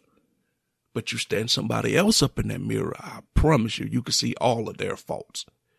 But that's just the way the human psyche works. That's just the way that we're built. We can't see our own faults. And I don't understand, at the end of the day, let's say you're running from the girl, you're running from child support, but you got to remember, you're also running from a child, your seed. And to me, I know not all men see it this way, but that's the one thing that overrides everything to me, is that's your seed. No matter how you look at it, no matter how you want to chalk it up, no matter what the relationship between you and her were, once it's been determined through DNA testing that that's your child. Come hell or high water, you do what you must to ensure that you are a part of your child's life. Period. Point blank, no questions asked. And I don't care who debates me on that. I don't care what they say. You take care of your own. Period. So that's all I got to say about that. I just think that we as men definitely sometimes get a bye. And I just feel that once the women get to the point where they've been through so much stuff, I mean, what are they supposed to do? I mean, do we expect for them to stay on the same course and stay the same? Because they've decided that instead of sitting around waiting on a man to take care of them, they understood that I better get myself into school. I better get myself into a college. I better work hard and try to get myself a better job. Because the truth of the matter is, I cannot depend on a man. And I'm just saying they not, and nor should they depend on a man. But that's part of their logic. They got themselves together, pulled themselves up and say, I don't want to sit here and just wait that hopefully I get a good man who want to do right by me and stuff like that. And maybe they'll pay some bills and take care of our household and treat me right and speed me spiritually. They said, no, we cannot wait. The time for that is over. So by us being negligent towards our women, we made them evolve. We made them adapt and turn into something different. We made them adapt and turn into something ultimately better, because now if you find the right woman, two of y'all incomes together can make a household be great and do something good as far as helping take care of your kids and your family and building something toward the future. But what happened is they kept running the race. They kept enduring. And then at some point, they kept it moving and you got tired of running the race, and then we started lagging behind. And it's not the fact that black women don't respect black men anymore, because they still got the same respect for us. It's just that they've adapted and evolved and got used to running the race alone. It's not the fact that they don't care about you and they could just say, oh, well, I could take it or leave it. No, they still want us. They still need us. But they've also developed that tendency to say that I better keep running this race because I've had my share of not being able to depend on him. So when you fall by the wayside, it's not that she don't care about you or she didn't need you. She just got used to you not doing what you say you're going to do. And at this particular point, she got kids. She got houses, cars, and mortgages, and still got to pay back student loan. So even though you fell by the wayside, even if she wanted to stop and pick you up and help you, she can't stop running the race because she got too much depending on her. And she knows, but without a shadow of a doubt, she's not going to stop running that race because the kid depends on her no matter what. See, because some of us have decided that we're not going to pay our child support. We're going to not see the kid. What happens if she took that same attitude that you took? You know what? I don't give a crap about the kid. He don't give a crap about the kid. Where does that leave the kid at? So, like I said, it's not the fact that the women don't respect and care about us anymore. They've just evolved. They've adapted. They've learned to deal with the climate that's surrounding them. They learn to say, I want my black man. I love my black man. I need my black man. But I also know how to function without him as well. Because look at it like this. Look how many women, if you're being honest with yourself as a man, in the maybe last 10 years, if you was a guy who's been a player, look how many women that you probably ran through and done, been in their lives. To you, it's nothing because you develop a tough skin to move on and to go on to the next person because it's nothing to you because that's your pattern. That's your evolve and that's your adapt. You've learned to not take it personally. You learn to not give a crap that you're leaving collateral damage back there. But to you, when you forget about her, to her, you are a story that somebody has to hear. You are a story that somebody has to hear, and you are tears that she has cried on somebody's shoulder. So you don't understand that the damage that you do has a lingering effect because you don't care, because you've moved on. It's nothing to you. It's just a game that you play.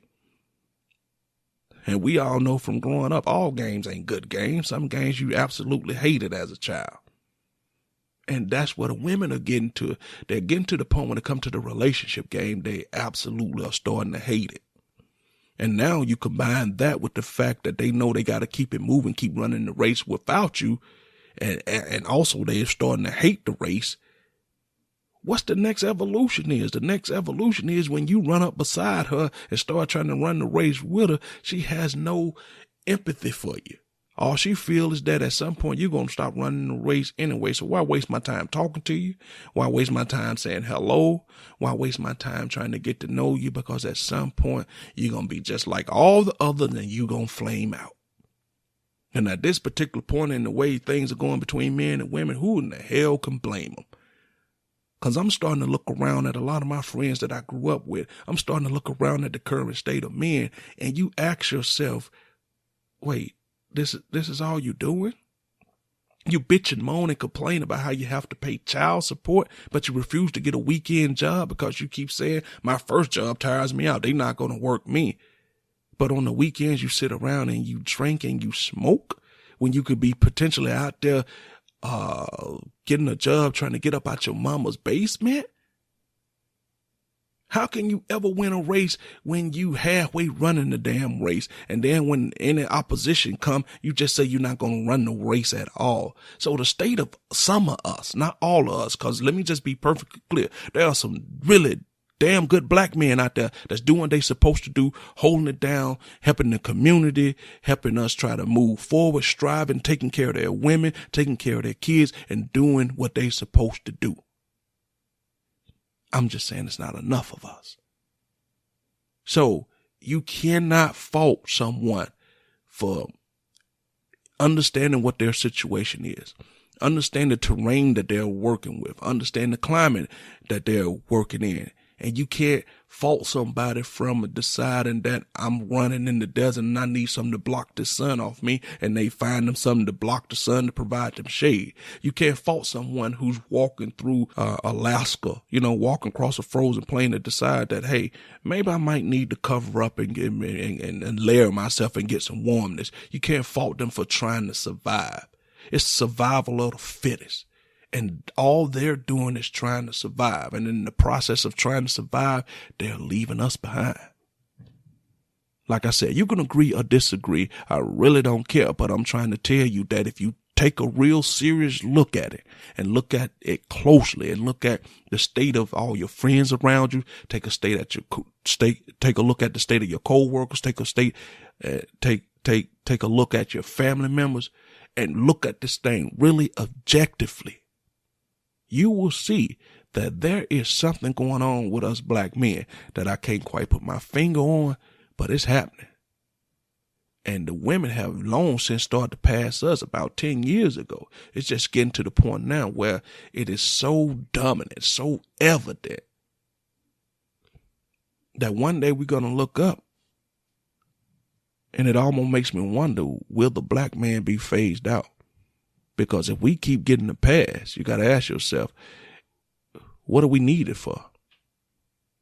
Because we're already seeing that through in vitro fertilization, eggs that's been frozen for 24 years, women can have babies. They're doing uterus transplants and things like that. At this particular point, all they needed for a couple of us to just donate some life drops, and that's it. They don't really need us, and they can keep multiplying and doing that and phase us right on out. So if they could phase us right on out, you got to ask yourself, what value do you bring? And if you're not bringing value, then I don't say don't stop, don't give up. Get your value up. You're listening to the Random Select podcast on Beat Break Radio 87 FM, Atlanta's newest underground station.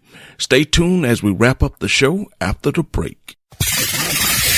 Atlanta's new underground station, Beat Break 87 FM, where music and talk radio lives. Hi, this is Clifford English, your host and producer of The Gospel Train. Join me every Sunday right here on Beat Break 87 FM radio. You will be encouraged, you will be equipped, you will be educated, you will be entertained, all while hearing the best in gospel music. Don't miss your connection with The Gospel Train right here on Beat Break 87 FM radio. BeatBreakRadioFM.com. Hey world, it's your man Precise, and I have great news.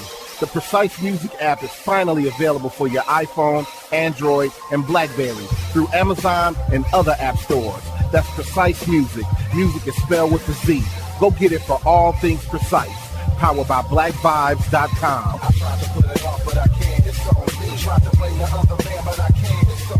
Stay in tune. That's Precise Music. Music is spelled with a Z. He has performed on stage in front of thousands of poetry lovers. He has sold out shows and rocked the crowd with the best poets in the industry. Welcome to the stage, spoken word artist, Patrick Duncan, better known as the Preacher Man. I am Benjamin P. Montgomery. I invented a boat propeller. I am the former president of South Africa, Nelson Mandela!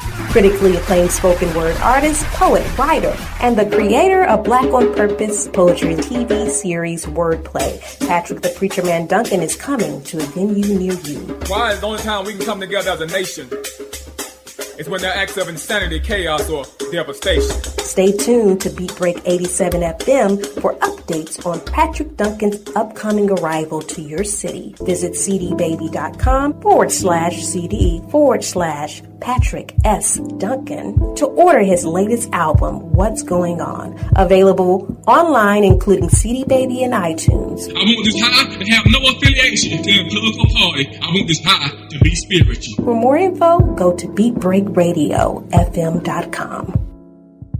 Right now, Beat Break Radio is taking it to the streets to find out what's happening in your city. I Am Beautiful proudly presents its 13th annual Pink Pajama Jam. This mother-daughter mentor retreat is designed to transform young girls ages 8 to 18 years old into becoming productive people. The retreat will also help mothers, guardians, and daughters build better relationships with each other through a series of fun activities and discussions, such as the dangers of bullying, the power of social media, and setting future goals. Membership is not required to participate, and spaces are limited. The 13th annual Pink Pajama Jam will begin on Saturday, January 13th through Sunday, January 14th, 2018. Participants are encouraged to check in at 1 p.m. The location for the Pink Pajama Jam will take place at Lake Lanier Island Legacy Lounge. The address is 7000 Lanier Islands Parkway, Buford, Georgia, 30518. For more registration details, call 404-545-9051 or visit the website iambeautiful.org. We're always taking it to the streets on Atlanta's new underground station, Beat Break 87 FM, where music and talk radio lives. When it comes to hip hop, Don't stop.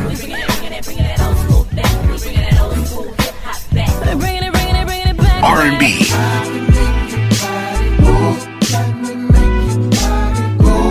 and talk radio, no one does it better than Beat Break 87 FM.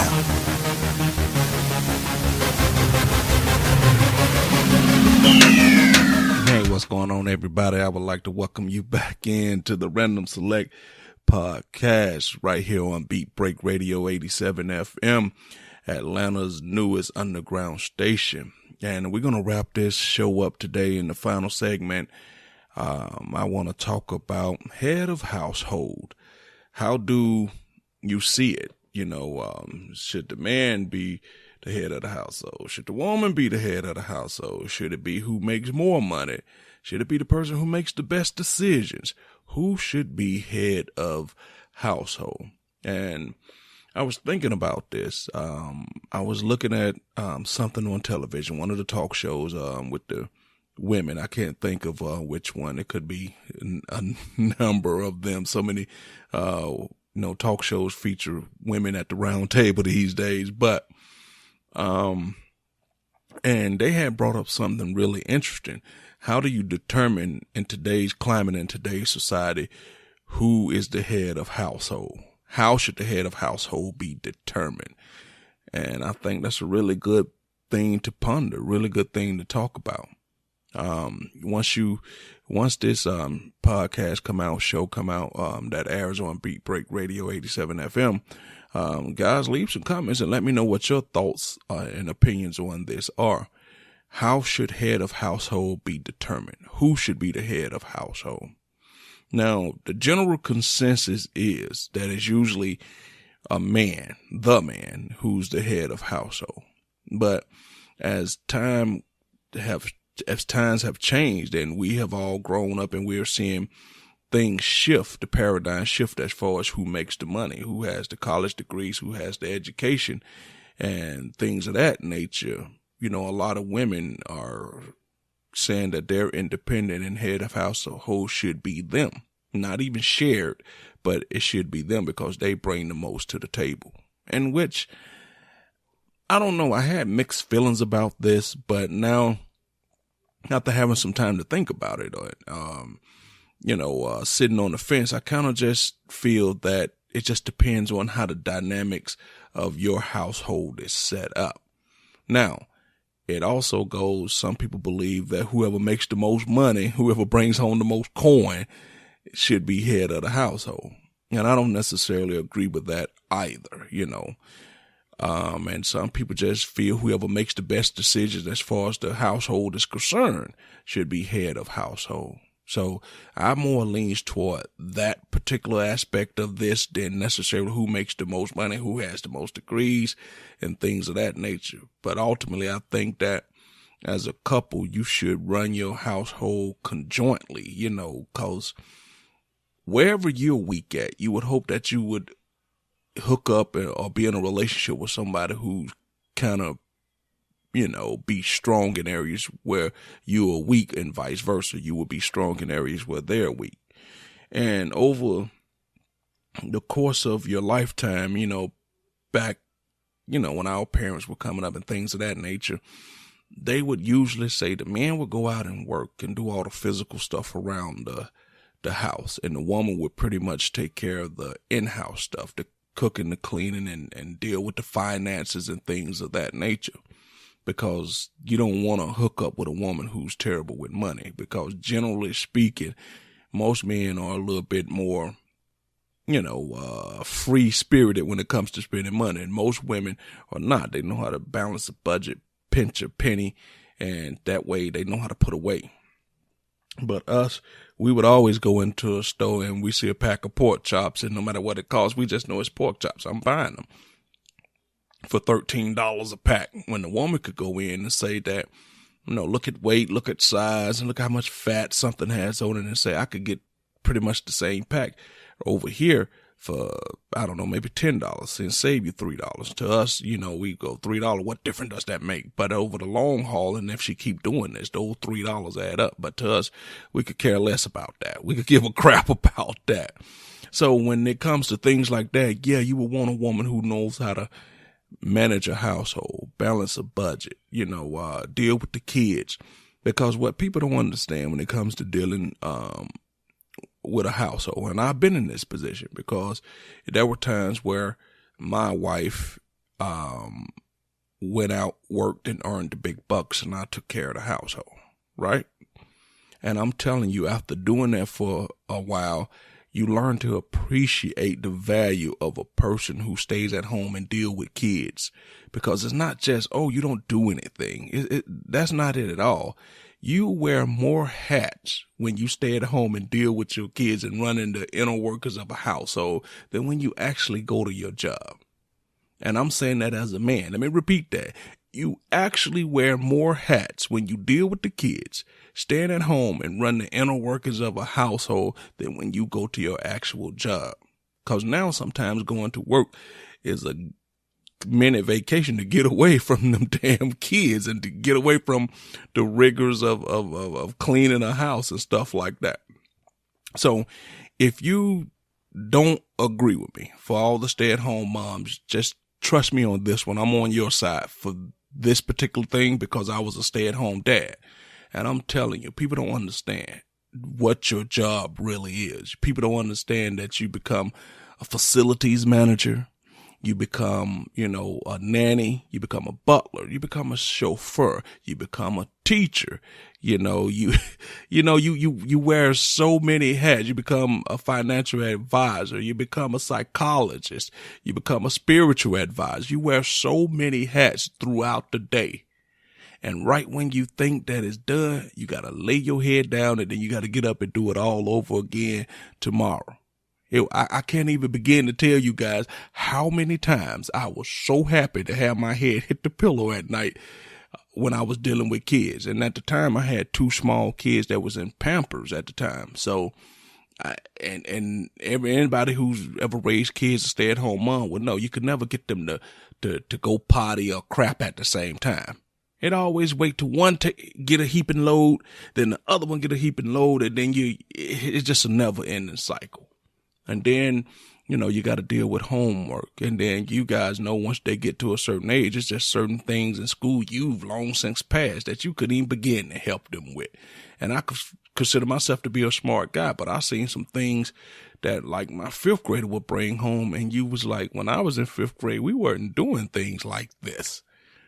You become, and I forgot, you become a chef. You become a dietitian, a nutritionist, you become a nurse, you become a doctor, you become, a herbalist, you become all those things because if they get a bump, scratch, scrape, you got to always have your medicine cabinet, stocked to the gills with stuff because they're going to constantly be sick. They're going to constantly be getting colds because they're with hanging around kids all day at school. So you don't never know what different strains of this and different strains of that you're bringing into the house. And then you got to do all this just in case you get sick. You still got to do all this. It don't stop. It keeps going. So for all the women that have to be single parents, has had to do it, I have a newfound appreciation for that. Let me just say that right now. But back to what I was saying about being the head of the household. How do you guys think it should be determined? I mean, do you go by religion and your faith and say that the man should be head of your household?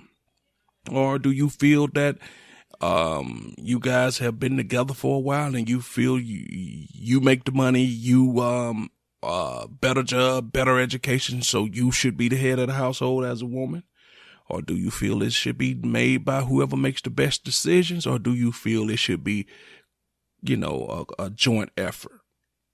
And I always considered it to be a really great a subject to talk about because in today's world, so many women are making more than the men, right? So does that automatically and directly make them head of household? That's a question. A legitimate question that you have to ask. And as a man, do you feel some type of way about your woman staking claims into being head of household when she makes more money? And that's a question I would like to ask men too. Do you feel self-conscious or do you feel like you're less than a man if your woman makes more money than you? And as a woman, if you feel you make more money than your man, how often are you calling him out on that? How often are you making him know that you make more money, therefore you should wear the pants in the household?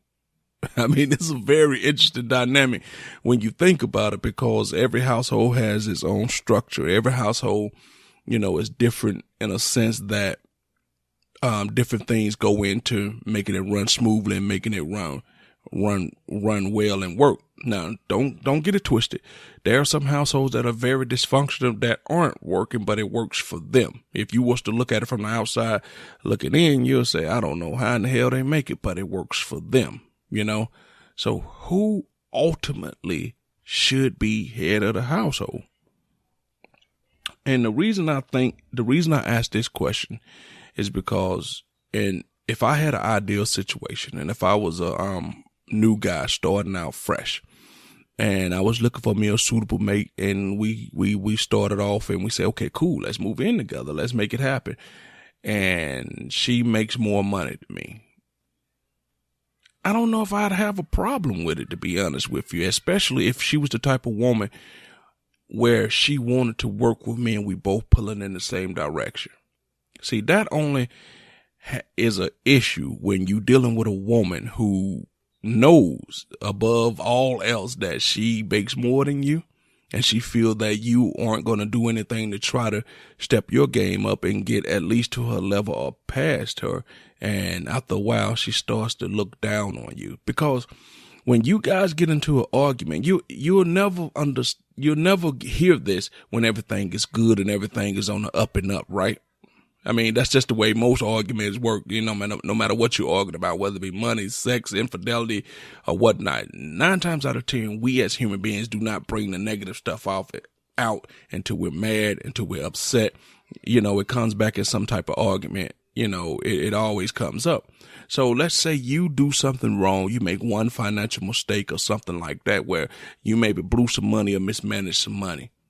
And then she comes out and tell you, I don't understand how you could make this mistake. I don't understand how you could mismanage this money when you know you don't make that much as it is. Now, when she first dropped that bomb on you as a man, how are you handling this? I want to know, do you feel like she need to be checked, or do you feel because she does make more money, you going to sit on it, you going to swallow it, you going to tuck your tail and run? Or will you dig in the trenches and be ready for war? How will that happen? Now, on the flip side of that, if we flip that around, and I'm talking to the women now, if we flip this around and we ask the question, just because the man is making more money than you, does that entitle you to be subservient to the man just because he makes more money than you? Now, I understand in society there are double standards, you know, sprinkled all over the place. So we won't even get into that, because we know that double standards exist when it comes to certain things. I'll just give you one, for instance. When it comes to sleeping around, for us men, we players, we bosses, we chiefs, you know, we pimps. Nobody look at us a certain way. We get pats on the back when we're dealing with multiple women. Now, the double standard comes in when the women deal with multiple women. They're skanks, they're sluts, they're thoughts, they're all type of stuff like that. And that's just the most common double standard that we have out there. But getting back to what I was saying. Now, if the man makes more than you, do you as a woman feel pressured to become subservient to him, you know, bow down to some of his decisions, even though in your hearts of hearts, you know that the decision that he making for your household, for your relationship, for your family may be wrong, but because he makes more money, do you just go along with it when in the back of your mind, you know, boy, this is stupid. This is not going to turn out right. But you feel because he make more, you don't have a leg to stand on. I think that's an interesting dynamic as well. How do you women feel about that? Is that a thing? You know, if you're a woman and you're dealing with a man and he's the type of man that you feel that every time his mom, sister, brother, somebody calls him for money to help bail them out, and it takes away from your household, but he don't seem to mind, but you have an issue with that, but he seems to don't mind that you have an issue with that. That's a problem that's going to not get better. It's going to get worse, because he's the type of person that feel I need to do for my family. I need to do for my family. You know, those are the people who raised me. That's my mom. And I'm not telling nobody that you shouldn't do for your family, you shouldn't do for your mom, but you got to do it within the confines of it being okay for your household. Because if you're doing for others and when you know you really financially can't do it and you shouldn't do it and it's taken away from your household and your household have to lack in order for you to do for others, then that means you don't have it to give. But as people and as humans, we feel obligated to take care of other people when they can go out and party and do whatever, blow their money and make dumb decisions and stupid mistakes when it comes to their money. But guess what? They always got you to call on because they figure you'll bail them out. And you don't realize that over the years, you have slipped into that role. That's your role in the relationship between you and whatever those people are. Now, the question to that is, once you find out that it's a problem and it's dividing your household as a man, what do you do when your wife or your girlfriend come to say, hey, look, I love you. I care about you, and I think it's real cool and nice and admirable and all of that jazz to help your people out. But it's taken away from us. We got to make late payments on stuff, wait for those people to pay us back if they ever pay us back. And I'm telling you, I'm coming to you as a woman, coming to you as a man, and I'm telling you, can you please stop doing it when we don't have when we don't have it to give, because it's bringing our household down for other people to live good. You're helping other people pay their light bill and they're paying it on time, but we're paying our light bill late. As a man, will you look her in the eyes and say, okay, baby, you right, it's a problem, let me fix it? Or will you continue to be on that path saying, that's my family, right? What do you do? I mean, I'm just asking these questions because this goes a lot in determining the head of household. That's why I say when you meet people, you got to ask questions. And I know you hear a lot of people out there saying that, but think about this. Think about all the relationships you've ever been in over the course of your life.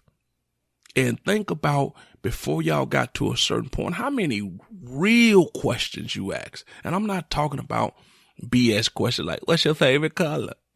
What do you like to do? You like go for walks in the park? You like dancing? Oh, you like traveling? What's your favorite perfume? What's your favorite food? What you like? Not that crap. You understand? That's stuff that you will find out over time that has no bearing on the overall success of your relationship. You gotta ask real questions. Do you know what a 401k is? Do you understand it? Do you have one? It's questions like that. You got to ask real questions. Have you ever had any cars repossessed? I mean, once y'all get to a certain point, what's your credit looking like? Because at some point, if we get to a certain level, I would like to buy a house, or I would like to buy a bigger house, and I would like for you to partake into that. How often do you believe in saving? What percentage of your money should you save? You know, we got to ask those questions, but people say, oh, you'll push people away. If a person is offended by wanting to know questions that are going to help the relationship in the long term, then that's the person you don't want anyway. And that's just being 100% real, keeping it 100% completely real with you. That's the person you don't want, no matter how you chalk it up, So look at it like that. I mean, we as people definitely got to understand that being the head of household is not anything that you just slap and say you are. It's truly a title or a position that you have to earn, and that it's not once you get it, then, okay, I got it now, that's it. You have to maintain it. You have to keep it, because power in relationships constantly go back and forth. They change all the time. The dynamics of relationships change all the time. And you have to ask yourself, before you out here running, how to determine to be the head of a household. Can you handle being head of the household? Can you maintain it? Can you keep it up? Because head of a household says that above all else, I'm going to do what I have to do to make sure this household stays running fine. I'm going to do what I have to do to earn the trust and to keep the trust of my partner that I'm in a relationship with. So it's a lot of things go into it. And I just thought it was a very interesting question to ask. How do you determine head of household? I just figured that it's one of those type of things that everybody talk about, but nobody really knows how it just happens. Some people just naturally slip into it. Some people, it goes back and forth from month to month, day to day, depending on how the bills fall, how your pay periods fall. I just think that when you're determining who's the head of the household, I just think a lot of questions should be asked. I just think that some thought should go into it. And sometimes honesty really needs to come to the forefront when it comes to things like that. If you know the person you're with is horrible at decision making, horrible at managing money, horrible at putting your family in good positions, but they're a great person, they're a lovable person, and you love them, they shouldn't be the head of your household. I don't care if it's a man or a woman, transsexual, don't care what their gender is, don't care what their gender preference is. If those factors exist, they shouldn't be head of household. And if both of you guys are bad at money, bad at managing things, you guys are probably going to fall apart anyway, because at some point, you're going to have financial difficulties. We've all seen those people. We know a few people in our lives that seem like they have lost 4 or 5 apartments, can't stay in one particular place, always moving, always getting put out. That cause somewhere along the way, somebody is mismanaging funds, like they're the head of a corporation. Somebody's embezzling, somebody's mismanaging funds. Something is going horribly wrong in order for this to happen. And y'all know that I'm telling the truth about this. And some of y'all who might be listening to this are that person who's mismanaging the funds. But if 2 people get together and they're horrible at managing the household, oh, wow, I kind of feel for you guys, But look at it like this. Stuff like that could be fixed. Stuff like that could be changed. But before you run around saying that you're the head of the household, think about it. Think about how y'all determine it. Think about if how you became head of the household is right just because you make more money. Does that automatically entitle you? You can make more money, but you could also be the type of person who feel because I make more, I'm going to spend more. So I just think it should be ran in conjunction, and it should be by definitely the person who makes the best decisions in the household. And I look at it like this. We all have our issues, our weaknesses when it comes to relationships and it comes to living. We all have our vices. Some of us spend money on drinking. Some of us like to smoke. Some of us like to buy jewelry. Some of us like to buy pocketbooks, Coach shoes, red bottoms, and things of that nature. But we all have our own issues. And I'm going to leave it right there, guys. I want to thank you guys for joining in another episode of the Random Select Podcast right here on Beat Break Radio 87 FM, Atlanta's newest underground station. And you can find the Random Select at therandomselect.com and at beatbreakradiofm.com. And I'll be coming back to you guys tomorrow from 3 to 5. Until then, guys, Are you listening? Damn.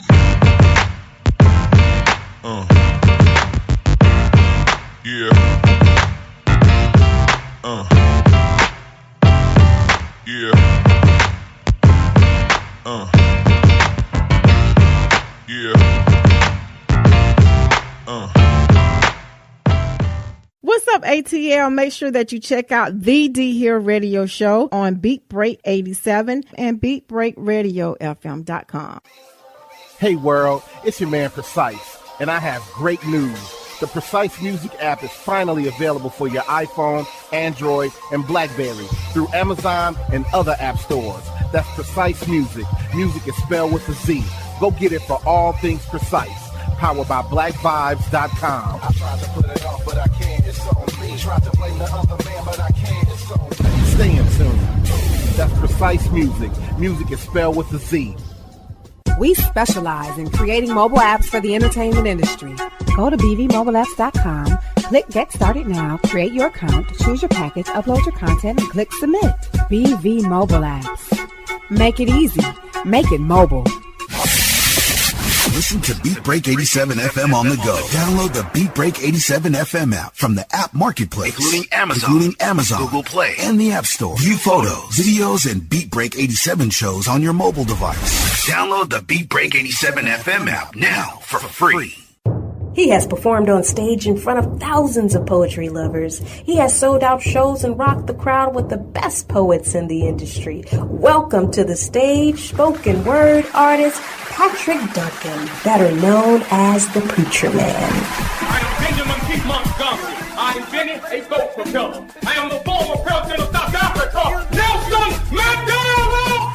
Critically acclaimed spoken word artist, poet, writer, and the creator of Black on Purpose poetry TV series Wordplay. Patrick the Preacher Man Duncan is coming to a venue near you. Why is the only time we can come together as a nation is when there are acts of insanity, chaos, or devastation. Stay tuned to Beat Break 87 FM for updates on Patrick Duncan's upcoming arrival to your city. Visit cdbaby.com/CD/Patrick S. Duncan to order his latest album, What's Going On. Available online, including CD Baby and iTunes. I want this high to have no affiliation to a political party. I want this high to be spiritual. For more info, go to BeatBreakRadioFM.com.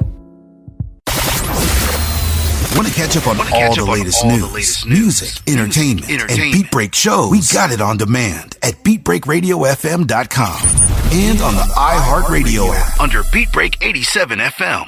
Email us at beatbreakradio@gmail.com.